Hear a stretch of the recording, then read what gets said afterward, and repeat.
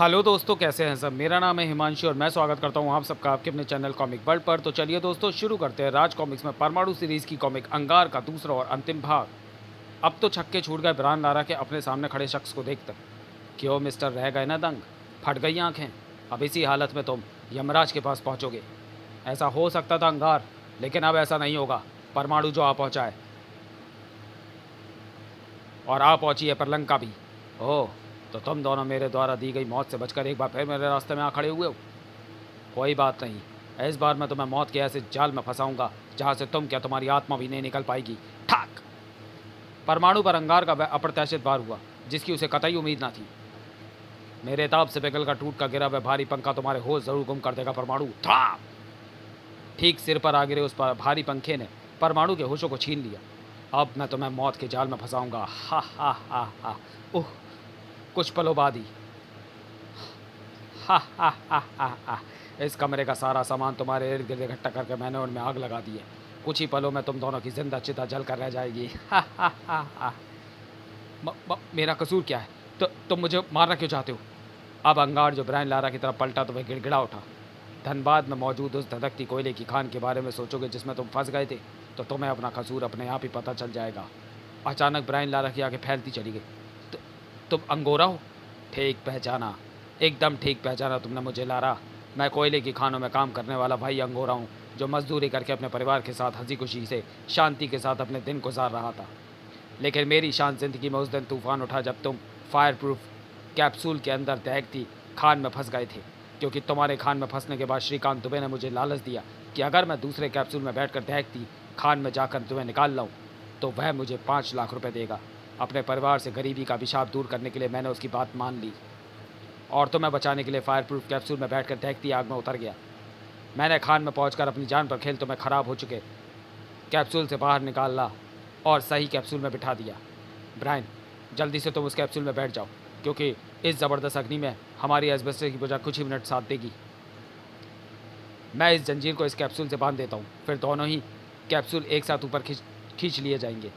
मैं उस कैप्सूल की तरफ बढ़ा, तभी एक झटका लगा और लारा वाला कैप्सूल वह मेरे हाथ में तभी जंजीर ऊपर खींचती चली गई।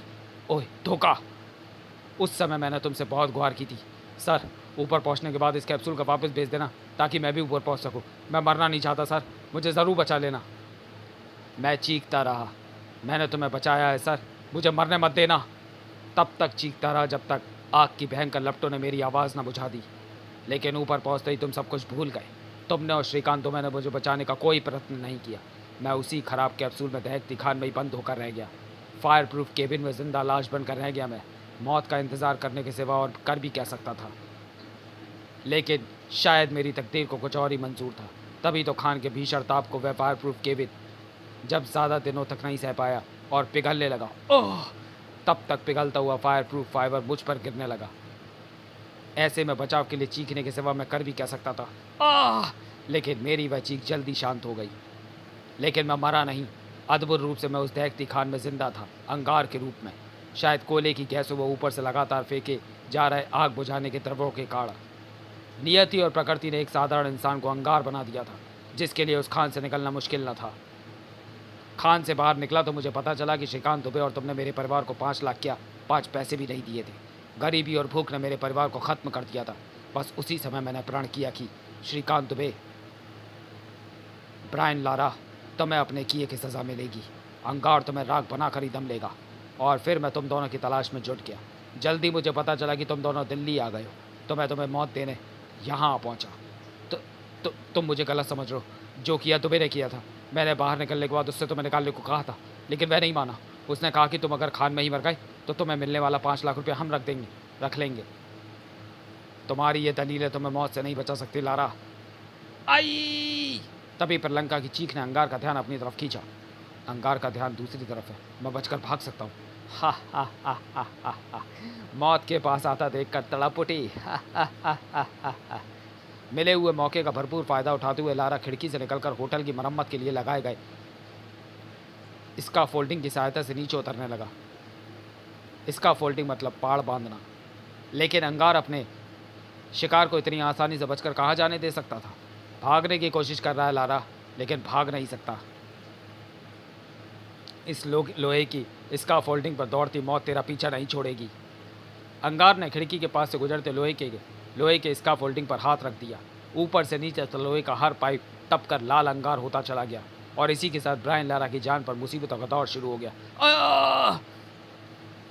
नीचे फिसलते ब्रायन लारा का हाथ लोहे के जिस भी पाइप पर पड़ा वह बुरी तरह तप रहा था। हा हा हा हा हा हा हा। तुझे मरना तो हर हाल में ही है लारा। जल कर नहीं मरेगा तो इतनी ऊंचाई से गिर कर मरेगा। हा हा हा हा हा। अंगार के हलक से उबलते टाँकों पर अचानक ब्रेक लग गए। आंखें अविश्वास से फटती चली गई।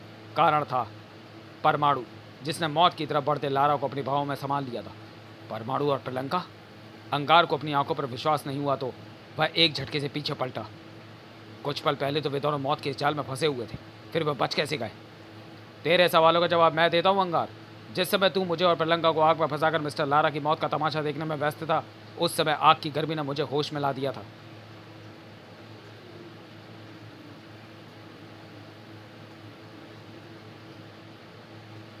परमाणु के जिस्म से जा लिपटा।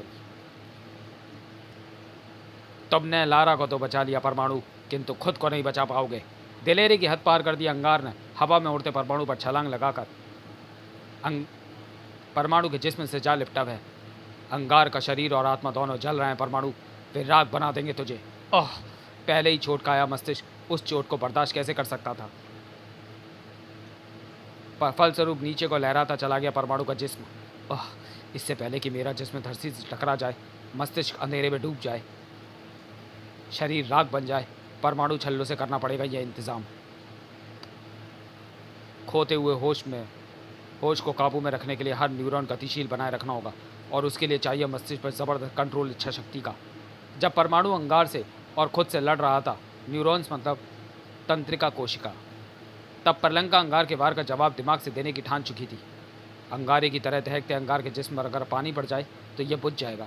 प्रियंका ने ऊपर की तरफ लहराकर पास ही बहुमंजिला इमारत पर मौजूद पानी की बड़ी टंकी को उखाड़ लिया, फड़ाक, और उसे लेकर तुरंत ही वापस लौटी।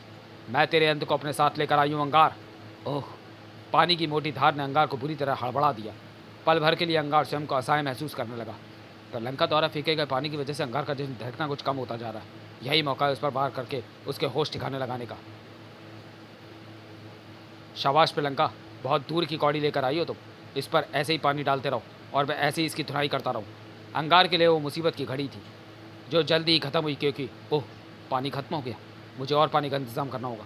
और जैसे ही पानी का गिरना बंद हुआ, वैसे ही अंगार का जिस्म फिर पहले की बात ही दहकने लगा।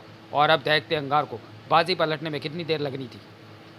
पानी से मैं कुछ पलों के लिए विचलित क्या हुआ, तुमने समझा कि तुमने अंगार को जीत लिया। फाक! उह! एक बार फिर अपनी पूरी ताकत के साथ अंगार सक्रिय हो उठा था।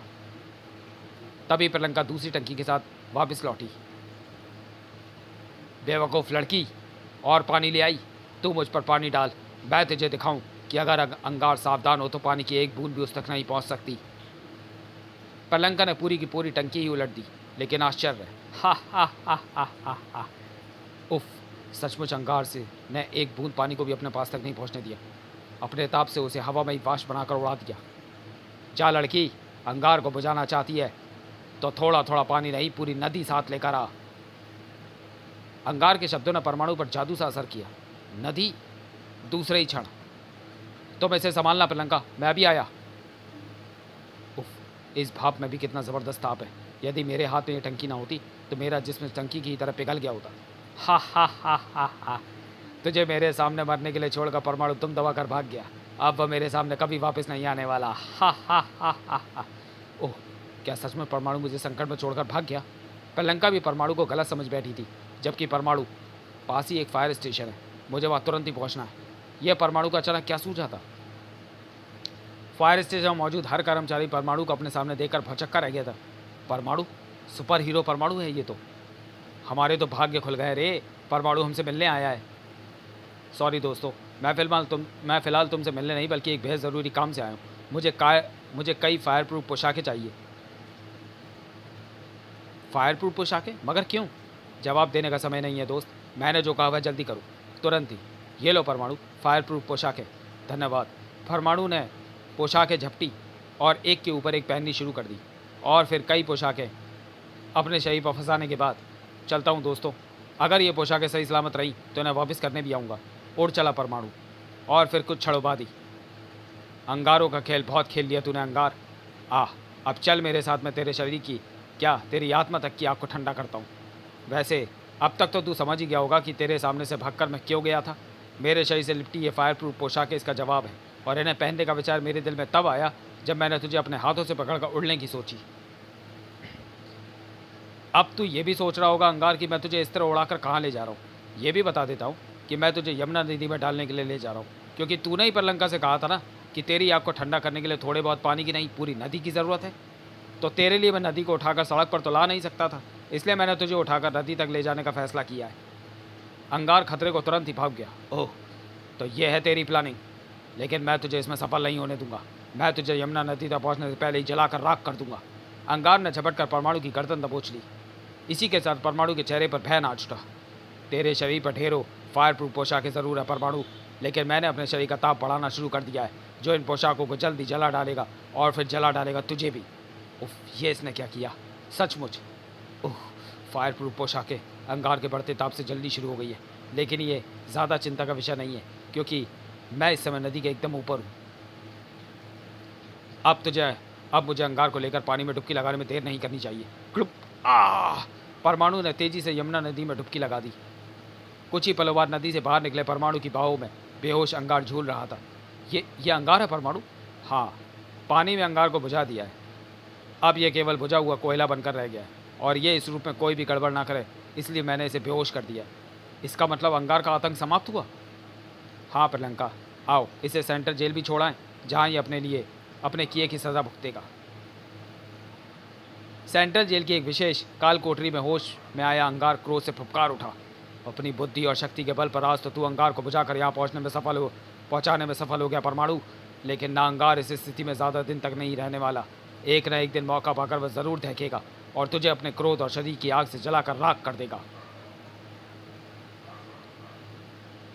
परमाणु द्वारा अंगार का आतंक समाप्त। अंगार जेल के सलाखों के पीछे। परमाणु ने अंगार को ठंडा किया। देश भर के अखबारों के लिए यह सनसनीखेज खबर थी, और किसी के लिए हंगामा खेज।